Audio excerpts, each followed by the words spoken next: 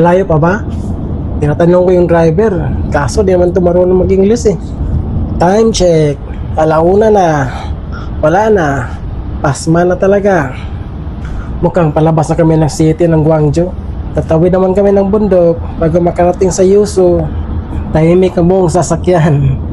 Makina lang maingay. Alarms na.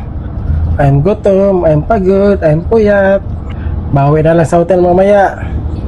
Hotel Barco or Hotel Korea. Yan, kita na yung bundok. Maganda sana kung may sounds. Kasi yung driver matanda kasi. Hindi siguro ito mahilig sa music. Magkahilig ito, K-drama. Uy, may kasabay kami. Isang pamilya siguro to.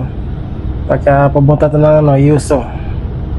Kia Carnival. Mukhang malayo pa to guys. Tulugan ko muna. Hindi na kaya talaga. Kailangan ko na magpahinga. Timing, ako lang mag-isa sa likod. Plastado. Solo. Ayos. Kaiga talaga. Time check. 1:45. Andito na kami sa Yuso guys. Uy, Toledo. Isang sikat na Prince Baker. Meron din doon sa Makati at BGC Kaso mahal kasi. Ito na. Hinahanap na ni Manong Driver ang aming hotel. Mukhang hindi to taga-Yuso si Manong Driver.